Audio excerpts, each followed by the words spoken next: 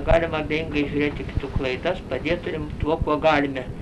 Ir jeigu už kitą atgailojam kito klaidas, nemažiau ir savasias, jaučiam tada norą. O jeigu už savas neatgailojam, apie kito klaidų atitaisymą nė minties nebūna.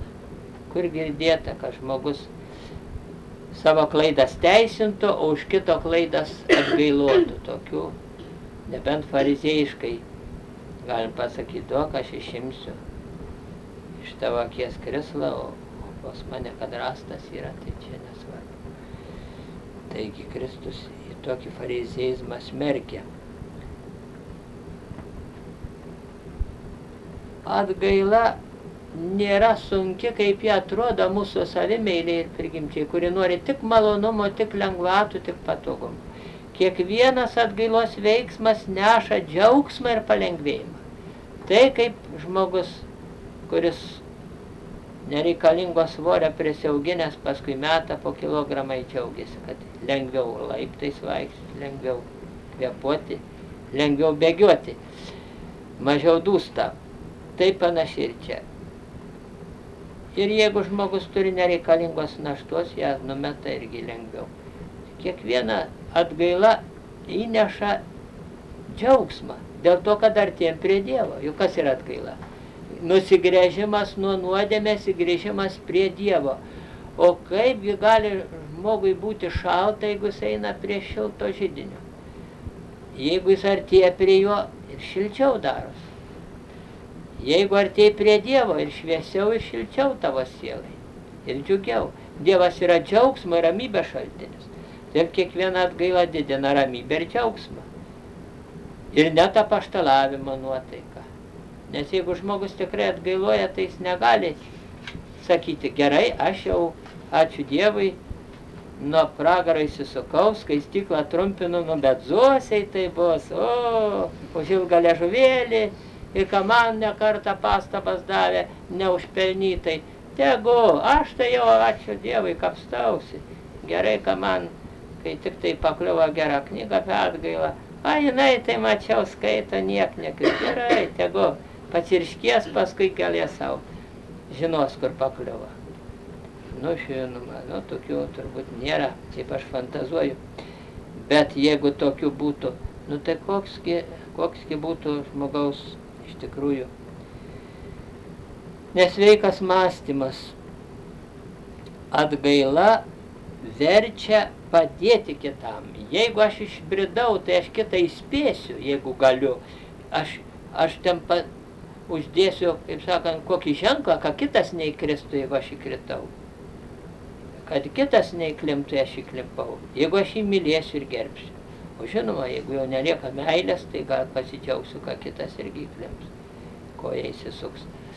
Taigi, bet iš tikrųjų tikra atgaila veda į džiaugsmą, ramybę, dvasinį palengvėjimą ir į apaštalavimą. Sakyti, kaip gera Dieve, kad tu man atleidai, ir matyti, kai savo šeimoje aplinkoje yra žmonių, kurie to atleidimo nelaukia ir netrokšta. Ir nesijaudinti dėl to nekiek, ir nenorėt, kad jie tokiu išganingu Dievo gailestingumu pasinaudotų. Tai yra irgi jau iškreiptas ir pamaldumas, ir meilės toka, o be meilės viskas yra netinkamo. Šventasis Jonas iš Avilos labai brangino atgailą, užtat mirė su didžiausia ramybė. Šventasis Petras iš Alkantaros, kuris buvo šventos Teresės didžiosios nuodėmklausių, jai po mirties pasirodė visas nušvitęs, jis sakė,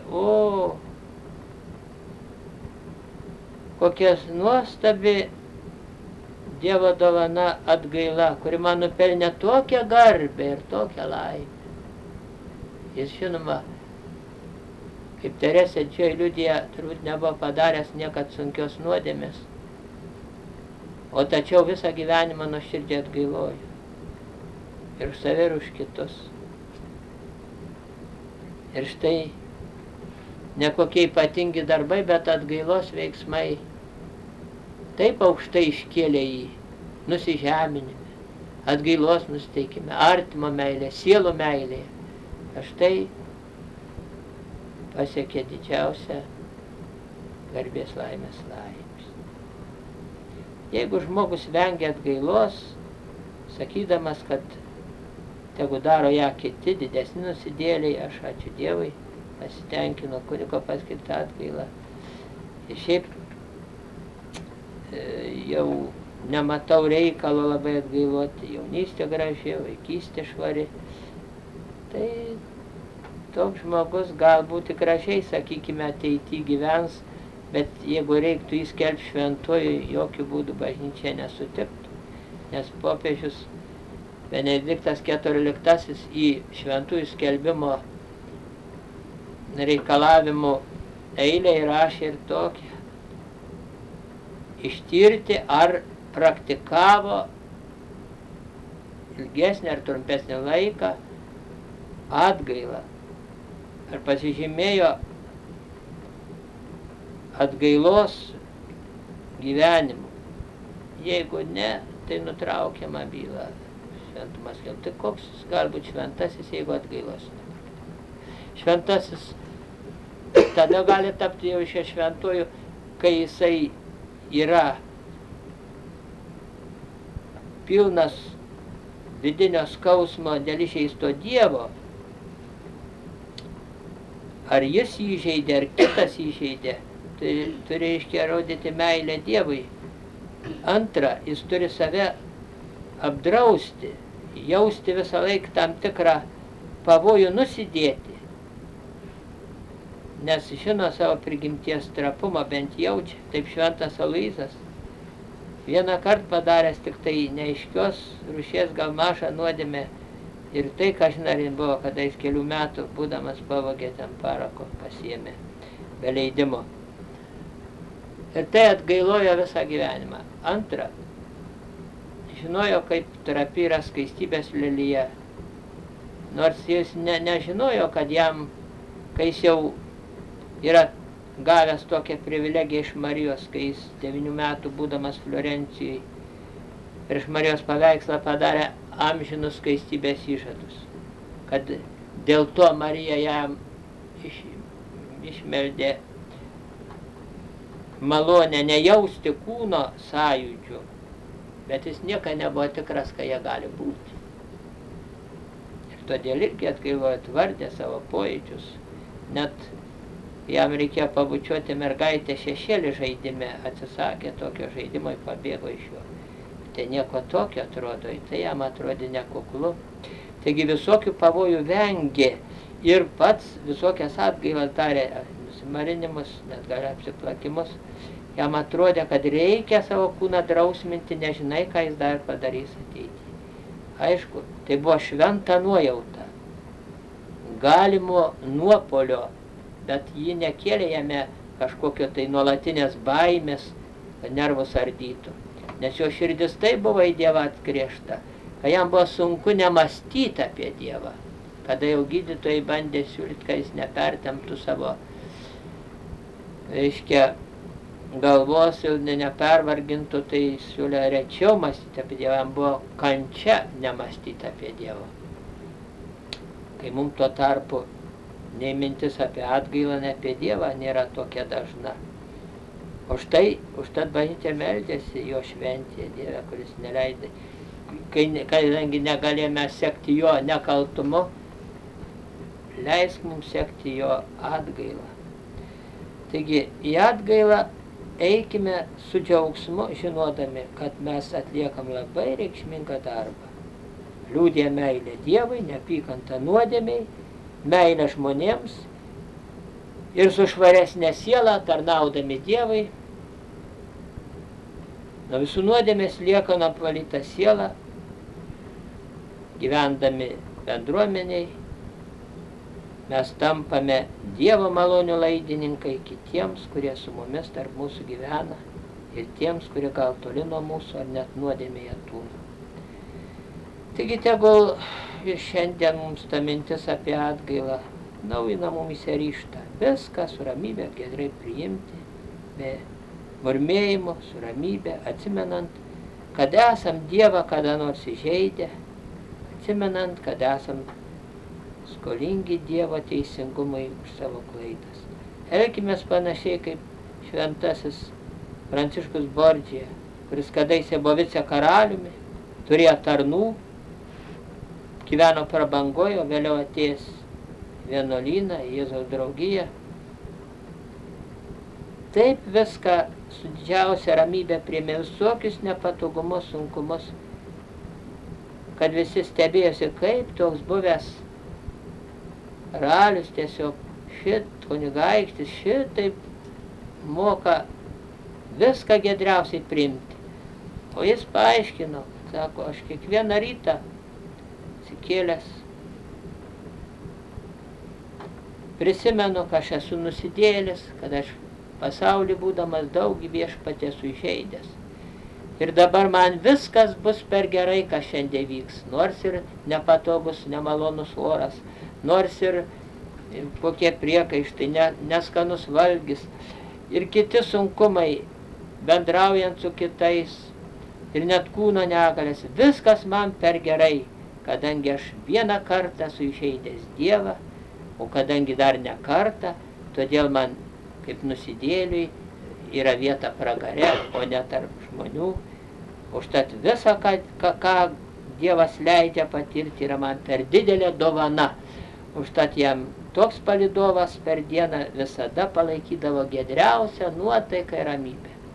Jeigu mes tokį palydovą savo pasirinktume, tokią mintį, prisiminimą nuo pat ryto, tikrai nebūtume surūgusios nuotaikos, nebūtume lyg pairzę vaikai, bet būtume pilni dėkingumo Dievui, kad leidžia ant mūsų tekėtus saulė, ant mūsų Kristų lietutis. Dėkotume už visą, ką Dievas leidžia pergyventi, kad tik tai mes per visą tai galėtume gražiai atsiteisti Dievui ir bręsti dangui, tobulam susijungimui su Dievu, kad baigų žemės kelią mes tikrai galėtume pasiekti dangaus tėvynę, neužtrukdami skaistykloje. Nuo mūsų priklauso, ar mes būsime ilgai skaistykloje trumpai, nuo to, kaip mes dabar panaudosime visas Dievo leidžiamas ir mūsų pačių pasirinktas progas nuoširdžiai atgailai.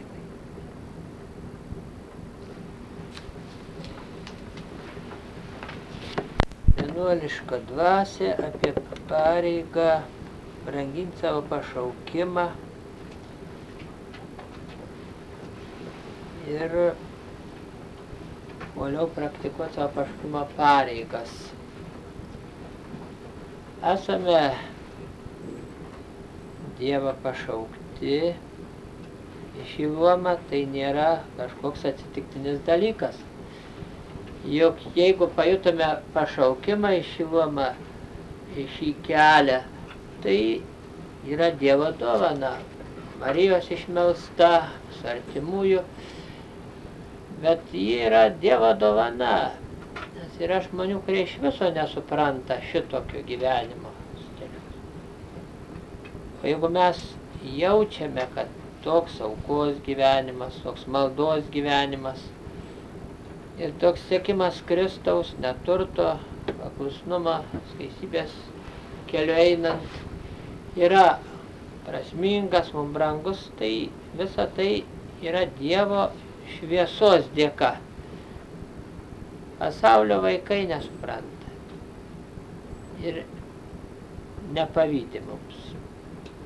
Kaip, sako, čia atsidaryti, kaip čia gyventi be šeimos, kaip čia dabar taip atsitraukti nuo pasaulio, jaunatvėje. Jie nesupranta šito, nes neduota suprasti. Skaitant knygas dar nebūtinai susižavima vienuoliškų luomų. Stebimasi, gal net ir piktinamasi. Dabar apie Teresėlę kaip Meršo buvo knyga spausdinama katalikų pasaulyje, kokiu atsiliepimu priešingų. Vieni, ačiū, kad spausdinate, kaip mums gerai. O kita, nu ką jūs čia sugalvojote dabar šitaip, nu jūs suprask. Aišku, aš ir sakau, ačiū, kad spausdina. Nes vis dėlto pažinti Teresėlę tokią, kokiai ten atvaizduota, tai reiškia pažinti tokią, kokiai buvo, o su pagražinimais, tai žinoma, mes pilno vaizdo neturim. Teresėlė iš kuklumo daug ko nepasakė. Nu, antras dalykas reikia suprasti, jeigu rašė ne vienuolis, nesupratęs vienuoliško gyvenimo gelmių, nu, tai, žinoma, jam iš išorės atrodo kai kurie dalykai, ypač klusnumo dalykai. Tai nepakeliami, arba ten vyresniųjų kokie netaktai, atrodo, kad tai kažkas tai labai negero, o tai Dievo rankoje viskas yra puikiausia priemonė šventėti. Teresėlei tas Ližio vienuolynas niekad nebuvo nei skaistykla, nei kankinystė, kaip bendras gyvenimas, kad nors aišku, tai galėjo pasakyti Teresėlė panašiai kaip šventas Jonas Bergmansas, kad bendras gyvenimas man yra didžiausias kryžius. Bet tai nereiškia, kai jis pasakė, ir aš jo nenoriu nešti, jis būtų palikęs vienuolyną. Juk Kristus sakė, kas nori būti mano mokinys, tegul ima ant savęs savo kryžių kasdien, tegu sako mane, tegu ima kryžių. Nu, tai jeigu kryžius yra, tai reikia priimti. Kryžių visur rasim, kaip Tomas Kempietis sako, visur, ir šeimoje, ir visuomenėje jo bus. Bet čia yra mano kryžius, Dievo parinktas nuo amžių. Ir tai kryžius, kurį aš galiu pakelti, nes Dievas jį duodamas man davė ir malonės, pakankamai, tikiuosi, reikia prašyti, su jie bendradarbiauti. Tai yra mano kryžius. Jeigu mano Dievo man parinktas, mylinčio Dievo nuo amžių išmastytas ir man patektas, kad aš sekčiau nukryžiuotą Kristų, tai ko man daugiau reikia? Kaip vienai grafaitei įstojusi į karmeličių vienuolyną, taip jau vyresnioji kaip ir su baime, kad ką iš tokį išlepusios aplinkos ateisi, ar jin pakels čia visą. Sako, ar jums nebus čia sunku? Sako, čia pas mus viskas kuklu paprasta. Celė labai paprasta. Bet ten yra kryžius. Yra, tai užteks. Reiškia, bus kur akis pakelti, į ką įsižiūrėti, ką studijuoti ir ką atkurti savyje. Nu tai ko daugiau reikia? Yra kryžiaus mokykla. O jeigu vienuolyną ateina, tai mano namuose pekla, o čia mačiau sesutės visą šypsosi, meldėsi, tai aš į tą rojų. Nu tai jeigu tik į rojų ateini, tai išeisi, nes čia pamatysi peklą po kiek laiko. Tai nepagerbė, tai nepažiūrėjo, tai batukų nepaieškojo, tai suknelę netokią nupirko, tai vadinasi susiraukė, tai pabarė. Aha, man mama visada jau, kai tėvas bardavo, mama gindavo, o čia dabar į magistrą puola. Ji vadinasi, seselė pašaly sakė, būk tvarkingesnė. Tai ką čia dabar? Aš čia dabar, mane skaitė, kad aš namie sakydavo karalaitė, o čia atsiprašant, kol mane laiko, eisiu lauk. Gal koks karalaitis įsimylės, tai tada bus rojus ant žemės. Viena sesytė taip ir išėjo. Čia jau jai nebuvo rojus, o jinai ligoniniai bedirbdama surado bernelį, ligonį, kuris ją labai jau adoruodavo, kai vaistus ruošdavo, tarp dūsaudavo, sakė, aš nelaimingas, jaunas, mūsų šeima nedarni. Padarysiu laimingą ir išėjo.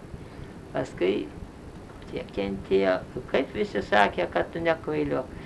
Paskui, nu ką, dabar ačiū Dievui, šiaip taip viskas susibalansavo. Bet 2 metus tylėjo, niekam negalėjo pasiskusti. Nes visi sakė, nu kur turi, kur tu lendi. Nu bet turbūt ir pašaukimas nebuvo stiprus. Arba jo nekurstė. Nemanyk, kad pašaukimas tai yra toks, kaip sakant, deimanto gabalas, kad tu gali į ugnį mest, gali tu į šiukšlyną mest, jis bus deimantas, jis nesudils nei 1 gramu. Tai vis tiek pašaukimas yra ugnelė. Dievas užkūrė, šventoji dvasia užkūrė tavo mintyse, tiesa nušvito tavo širdį, pagarba vertybėms aukštesniems kilo, tavo valioje, išgirdai kvietimą, atsiliepi, nu taip, bet reikia toliau kurstyti, reikia branginti pašaukimą. O ne taip, gavau ir dėkokit man, kad aš atėjau, o aš galėjau apsiženyti, ką jūs man padaryti. Žinoma, daug ką galėjai padaryti, pasikart galėjai, ne tik ką. Daug ką galėjai, bet jeigu tu atėjai, pajutusi Dievo kvietimą, tai tvarkoji. Tai dabar tik į priekį. Tik tai reikia pakursti tą ugnelę, reikia pasimelsti, reikia padėkoti. Ne taip, kad įsivaizdinti, kaip sakoma, kad va, mums irgi, kai mes atėjom seminariją, aišku, buvom į mišių prilaikę visur, kur ten, ant aukštai, šiandien ten visur. Į mišių prilaikė ir į pamokslų prisakė, prirašė, visko buvom. O kai atėjom, tai mums pirmą paskaitą profesorius, kuris užsienyje doktoratus gavęs, pasakė, ko čia atėjai? Mes tautos žiedą susirenkam iš visos Lietuvos. O kas jūsų prašė? Mes visi didieji vyrai susileidom. Sako, ko čia atėjai? Šventumą siekti, ne čia pataikyti. Nu, mes pasimetėm, kaip tai ne čia pataikyti. Aš jums sakau, jeigu šventumą siek ne čia pataikyti, gatvė šlavė greičiau ta šventąja negu kunigas. Nes ką gynai? Gatvė gražiai šluoja, špygum nesibata su kaiminkum, į šventą, o tau ne taip paspaveduoji, ne taip pamokslui pasiruošiai, ne taip interesantą priėmiai, va, į tau, jeigu tik šventumą ne čia pataikai. O čia reikia dirbti, dar kartą dirbti, aukotis visų labui, sudegti, kaip palaimintas arkivyskupas Jurgis sakė, sudegti kaip žvakė, būt skuduro, kad kitus valyti. A jeigu ne, tai keliaukit namo. Žinoma jau, mokėmės jo dalykus, kaukdami, oi, kad tik tai neišmestų. Noras buvo būti kunigas. Gerai baigėsi. Bet jis mus iš karto nutupdė. Atsirado čia, matai, jaunikaičiai iš Lietuvos kavaleraičiai. Ir dabar da klerikėliams kartais tą nusytę biškį pasikelia. Nu, kažkaip mes jau su sudanom išskirtiniai, čia presbiterijai viso kito. Taip, bet ne tame reikalas. Didžiuotis galim širdį džiaugtis, kad pašaukti. Bet ne kitų niekint, kai jis netoks ar ką, bet džiaugtis ir tik budėti, kad tas tam luomu būtume ištikimi. Tai pirmiausia reikia vertinti. Ne tai, kad, na pažiūrėsiu, išadas gal darysiu, na, jeigu magistra bus onutė, tai eisiu, jeigu pranutė, neisiu, žiūrėsiu. Viena tokia buvo, kur sakė, jeigu Levonė bus magistra, aš ateisiu.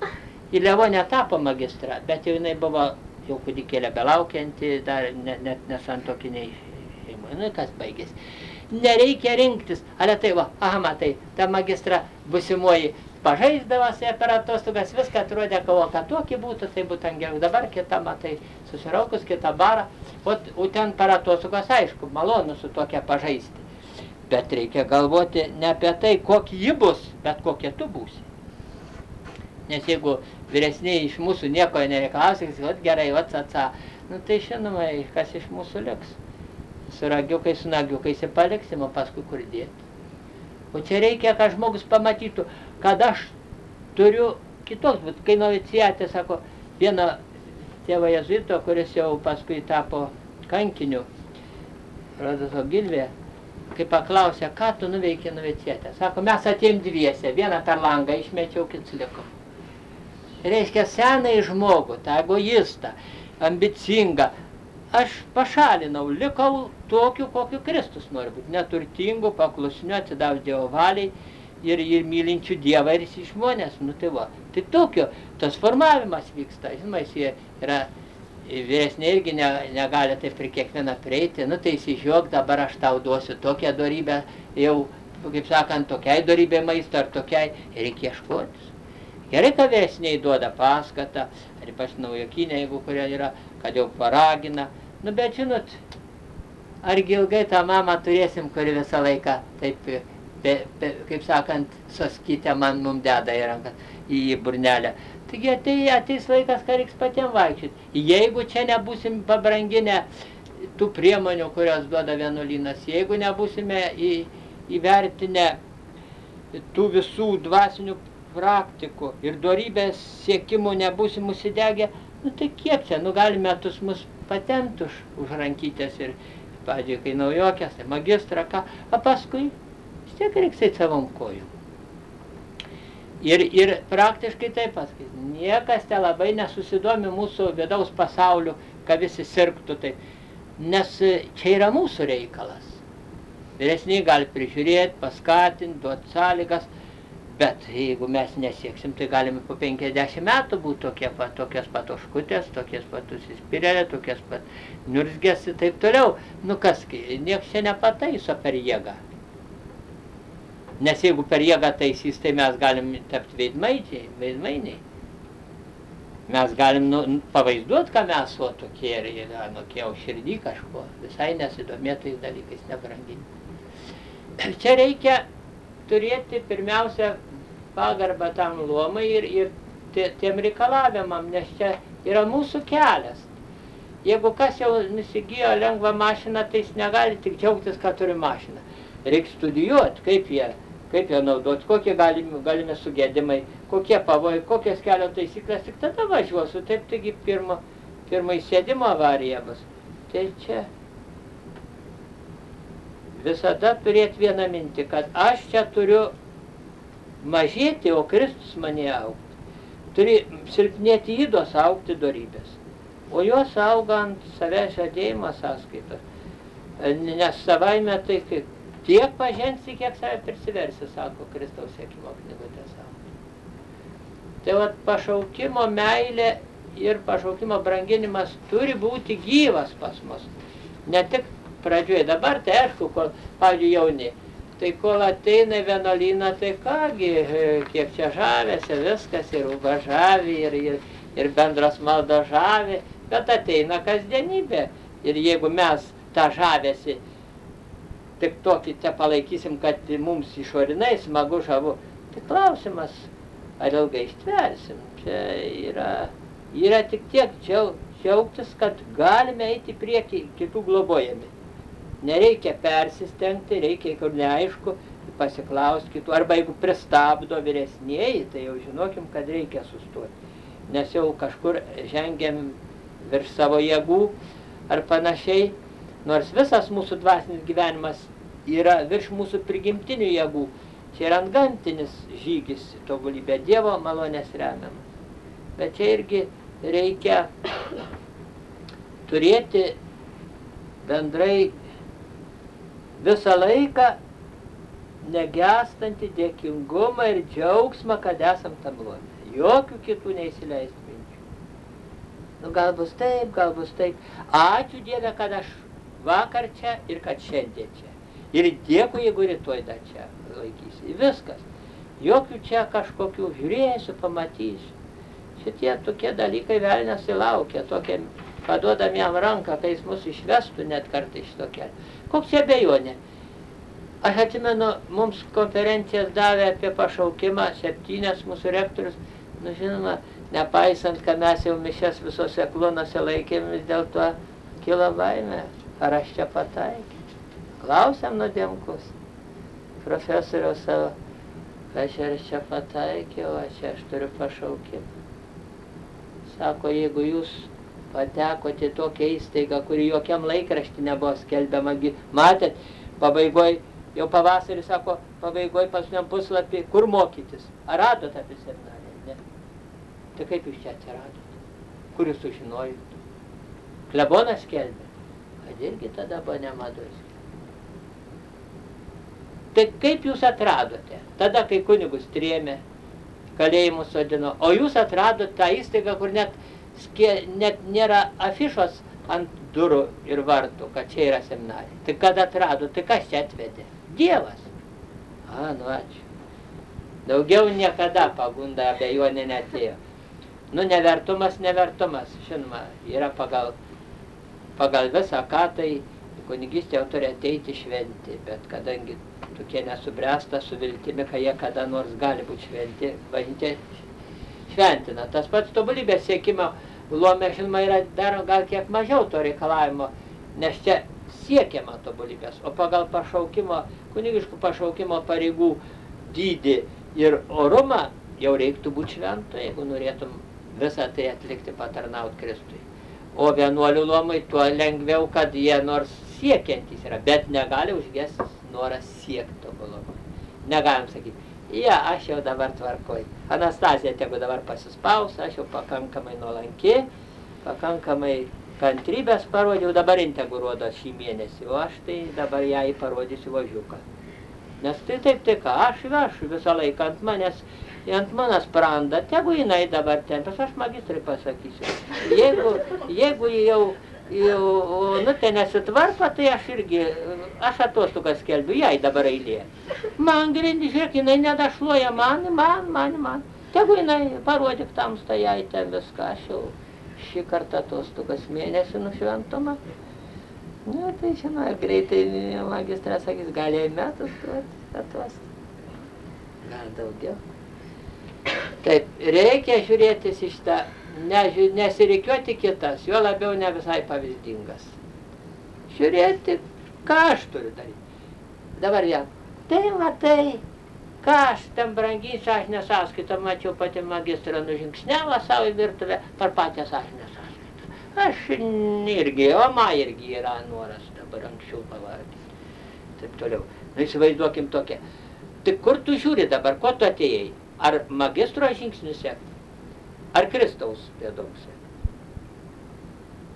O tu magistro, jeigu magistrai išėjo savo reikalų, tai jos reiks. Jeigu jinai padarė klaidą, jos reikalas. Nu, ko čia dabar pagal ją reikiuotis? Tai kad jinai tokia ir aš galiu. Jinai tylos nesilaikė. Aš 3 kartų galiu nesilaikyti. O jinai jau 3 kartų šventesnė už mane. Nieko čia negalima reikiuotis į kitus.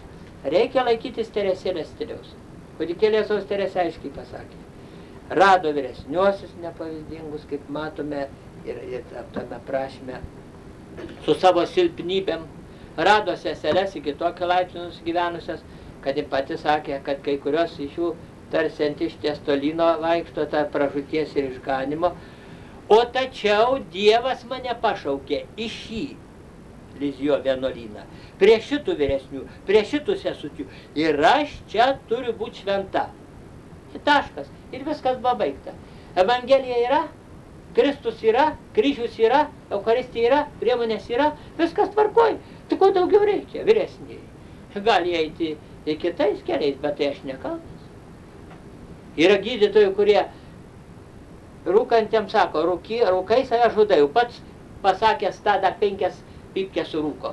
Ir jį paskui gauna plaučių vėžį, miršta. O tas, kuris paklausė, lieka sveikas iki 90 metų amžiaus. Tai kas kaltas? Jo reikalas sakyti, bet jeigu jis nevykdo, tai ne tavo reikalas irgi paskui sakyti. Tai kai jisai nevykdo. Aišku, pavyzdys yra gerai. Ir kunigas, ir vienuolis, ar vyresnysis, tai nėra rodiklė. Va čia į Ukmergę, va čia į Šiaulius. O jis stovi vietoj. Yra vadas, taip. Bet jeigu tas vadas tau parodė kryptį, o pats sustojo ar užsižiopsojo, tai dar nereiškia, kai tau reikia snausti.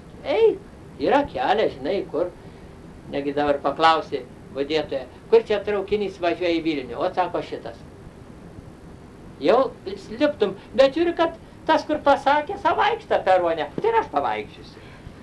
Taigi tau pasakė, įsėsk. O gal jam reikia tik parodyti tau, arba gal jis važiuos už valandos, jo traukinys važiuoja. Bet dabar kaip atrodytų, bet logiką mes kartais neišlaikome. Tai kai jis taip nedaro. Taip vaikai, aišku, iš tėvų pavyzdžio pasako, kai aš užaugsiu, tai aš savo žmoną lupsiu tai, kaip mano tetė savo mamą lupa. Tai žinoma, čia nelaimė, kad tokie pavyzdžiai darosi. Bet tai, sakau, nereikia žiūrėti kitus. Turim gairę ir į priekį. Jeigu šventasis Aloyzas atėjęs ir Teresėlė į vienuolyną dairėsi, kaip čia kiti, kaip čia prisitaikyti, kad neįsišokti, tai kaip atrodytų. Buvo mūsų seminarijų, kad regulų nesilaikė kai kurie, tylos nesilaikė. Bet mes jų nepaisėm, žinom, kad už regulą mūsų pusėje, vyresniai mūsų pusėje, sąžinė mūsų ramiai, jeigu vykdom, kas mums rūpi, kai kurie nevykdo, kad jie nepatenkinti. Nepatenkinti, tai jau reikia svarbu, kai yra tie patenkinti, kurie mus šaukia, ir kurie mus prižiūri. O paskui, kada jau siekiame savo luomą vertindami vykdyti tos nurodymus, kurie patiekiami ir priimami širdies, tada viskas gerai. Aišku, idealiausia yra, kaip mūsų vadai patys sako ir patys daro. Tai lengva sekti, bet ne visada tą rasime. Jeigu parapiečiai visada kunigo tik pavyzdžių sektų, tai ne vienas ilgai skaistyklai kentėtų. O dabar jie išgirsta, pamokymus įvykdo, o žiūrėk, ir jie pasiekia šios, arba klausykla. O kunigas pasako gana gerą receptą, pats nevykdo kaip tas gydytojas dėl rūkimo. Jis sako, nesveika rūkyti, pats rūko. Tai ir kunigas gali padaryti, nepadaryti to, ką kitam pasiūlė. Bet tas, kuris priėmė tą pasiūlymą, jis jau tikrai yra laimingesnis už patį kunigą, kuris pasiūlė, pats nedaro. O kunigui nesunku receptą pasakyti. Jis ir išsilavinęs gal toj srity, galbūt ir pasiskaitęs, galbūt ir iš kitų patirties žino, o gal ir savos. Bet jau blogiau būtų, jeigu mes gavę kokį, pavyzdžiui, gerą pasiūlymą, norėtume jame matyti, o kai nematom, piktinamės. Arba manom, kai jis taip daro, paskui sužinom, kai jis priešingai daro. Nu, jeigu taip, tai nereikia. Nu, kodėl? Jeigu tam tai pasakys, kad šitas sviestas yra geras, jis jo nepirks, o tu nusipirksi, naudosi, nu tai ką tu blogas? Bet jeigu tu matskais neperkai, tu nepirksi kaip pat. Tai mums čia nereikia būtinai norėti tobulų, idealių pavyzdžių, kad ir vyresniųjų, nes ne visada jie taip užauga greitai, kaip norime. Žinot dabar, kad mūsų sąlygas, aišku, ir tie vyresniai, kokias turėjo sąlygas, o dabar jaunimas mūsų, tai atrodo daug dieve, kad jie toliau turėtų jas, turės normalesnį naujokyną, turės vyresniuosius, po savo akimą vyresniai matys juos, galės daugiau padėti. Aš stebėjau noviciatus, kur buvo per sunkius laikus įsilaikė pastoviai, bent jau vieni noviciato namai, kur jau po keletą seselių galėjo bręsti. Nu, kaip savo norit, aš tą kompaniją pažinojau jau ilgesnę metų eilę. Nu, kaip tyčia, kaip ten yra, kaip nėra. Nu, reta išimtis, kad seselė buvusi ne novicijate būtų pavyzdingesnė už tą, kurios novicijata buvo. Nu, vis tiek gauna kažkokį tai formavimą, vis tiek tai magistrą parenkama, kiek tai galima jau iš tokių pavyzdingesnių ir pedagoginių dar sugebėjimo turinčių, vis tiek prieina prie to vaiko, rodo pavyzdį, paskatina, pasitaria, tas vaikas atsiveria ir vis tiek rezultatai daug geresni. O aš žinau tokių, kur pas mamytės gyveno, nu tai viena kita, kur jau tikrai matėsi, kad per ugnį vandenį eina, tai nesvarbu jai tie namai viską. O kito žiūriu bendrai žymiai sunkiau. Čia aišku priklauso nuo ugnelės, nes ir novicijate, jeigu visą laiką tik lauksi, kol pastums, tai irgi nekur nueisi toli. Bet jei iš tikrųjų novicijatai taip labai yra globojami bažnyčios ir apsaugoti nuo visokių papiktinimų, kiek galima, kad turi būti atskirai gyventi, atskirai nuo visų net seserų, kartais nepavyzdingų tuose namuose negali būti kokios nepavyzdingos seseris, kurios tenėtų, kritikuotų visą kitą. Nes kodėl? Todėl, kad tam jaunam gležnam daigeliui reikia tam tikros atramos, kai ką atsiremtų į gerą pavyzdį ir kad tą žodį matytų įgyvendintą kitų pavyzdžių, tada lengviau veržėsi į priekį, nes kartais tokie dalykai, kad dabar išgirsti vieną, o paskui matai kitą, tai paskui, žinoma, vargina, todėl labai jau stengiamasi, kad tas daigynas, ne veltui vadinamas daigynas, kad jisai užuovėje toj galėtų gražiai bręsti, paskui, aišku, bus vėjų, bus audrų, bet gerus pagrindus gavęs žmogus laiko daug geriau. Net seminarijai. Esu matęs kunigų, kurie po 7 metus išbuvo. Reiškia, licėjiniai kursai, paskui filosofija, teologija. Nu, žymiai dvasingesni. Jie kažkaip įpranta per eilę metų į tokį ritmą. Ir žinom, ką paleido kunigus nedabaigusių studijų, nei formavimo, kadangi tokios sąlygos darė. Nu, ir iš tų turėjom gana daug nemažą procentą, nu tiesiog nepavyzdingų. Reiškia, užtat nėra neakivaizdinės seminarijos. O akivaizdinė, kai buvo ta slaptoji, tai buvo pasiryžėliai, kurie dėl savo tokios gražios dvasios ir kartu gal tokių didelių vilčių, kuriuos bažnyčia dėjo, tai valdžia nepraleido, nes matė, kad jie bus kenksmingi ateistiniam darbui. Tai tokie galėjo būti ir neakivaizdiniai, vis tiek jie, kur juos pastatysi, ten jie vis tiek žydės, kaip sakoma, vis tiek jie degs uolumu. O kitiem reikia formavimo. Ir nemažai. Ir dabar visą laiką jaučiama, kas kart vis sunkiau. Ateina iš tokių nedarnių šeimų, labai tas jaučiasi paskui. Jie ateina lyg tai čia užuovėje, o atsineša nelabai jau tokia gražiai suformuota dvasia, o paskui patiems ją įveikti nėra taip lengva ir čia pagalbos daugiau reikia, žinoma, su jais kantrybės daugiau reikia. Bet, aišku, ne veltui sakoma, šeima yra pirmoji seminarija ir noviciatas, gal pirmasis, kur daug gauname gerų sveikų pagrindų arba sugadinama ir paskui nelengva taisyti.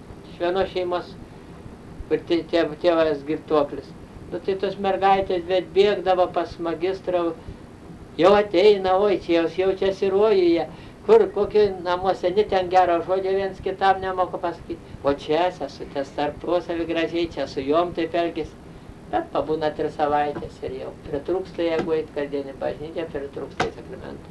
Magistra vėl susigauna už kelių savaičių, nu jau vėl ateina, nu bet kas iš to vis tiek. Šitaip nebeatsistoja ant kojų, kad ji nori. Jau labai reikia pasiryžėlių, kaip aš mačiau vieną jauną klierį, kuris atsiklopė prie savo vyresnį, pasakė, ką norit su manim darykit, bet padėkit man tapti žmogum kaip reikia. Nu, žinot, dabar jis misionierius jau. Arba viena sesutė, kuri atrodė kai kam tokį lengvą būdišką gal, bet jin irgi pasakė, darykit su manim ką norit, kai iš manęs išeitų gera vienuolė. Šiandien viena iš pavyzdingiausių. Tai reiškia, žmogus nori ir atsiduoda vyresniųjų rankas formavimui, atsiduoda Dievui, kad Dievas formuotų jo vidų, naudoja gerai priemonės, kurias Dievas skiria, nu ir laimi. O kitaip tai kągi. Čia reikia irgi tokio, nu ne taip, nu gal kaip nors pažiūrėsiu, pasidarysiu, gal išeis kas iš manęs, bet to gaila. Su lelytėm nekopiama į kankinių laužų. Reikia atsisakyti to, kas matai, kad netinka, trukda.